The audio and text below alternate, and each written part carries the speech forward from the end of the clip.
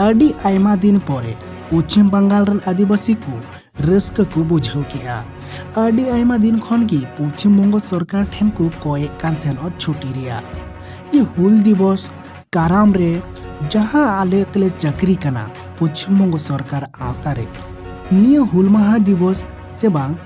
काराम रे नुआ दो छुट्टी ले न्यामा आर मुचाद रे पश्चिम बंग सरकार ममता बनर्जी नुआ रे हे आदा नुआ रस्का रिया कथा आदिवासी को सरिगे अडी रस्का को बुझाव केदा। ओना संगते पश्चिम बंग राज्य रे जहाँ तिना गी चाकरीजीवी को मेना को जतो हर गी नुआ हुल माहा दिवस रे काराम पूजे रे को छुट्टी को न्यामा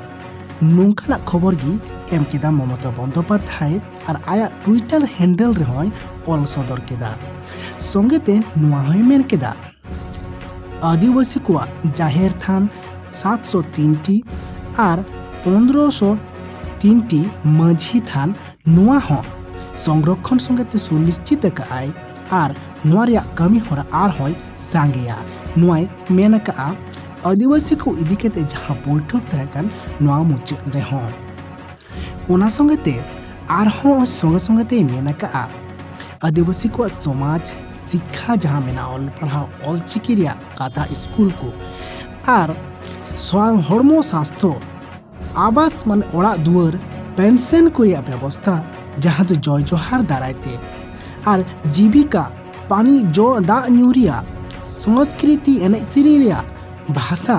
ऑलचिकी रिया सांताली भाषा और भूमि अधिकार जमी जगह जहां नुआ को इदी केते नुआ हो अडी ने नापायते दोहोया नुआ मा पेपर रे ऑल उच्चु लगी से पब्लिक टे सदर लगी बेस कथाय मेन केआ मेन खानचे सरिगी सरजमिन की हो नोंका गे मेना नुआ मापे नेले कान गया पश्चिम बंग रेन आदिवासी को जमी जगह से बांग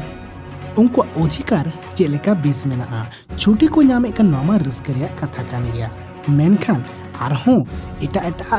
अधिकार को ओना दो ओकर को नामे कना चेलेका ऑलचिकी ते पढ़ा रिया स्कूल को सुविधा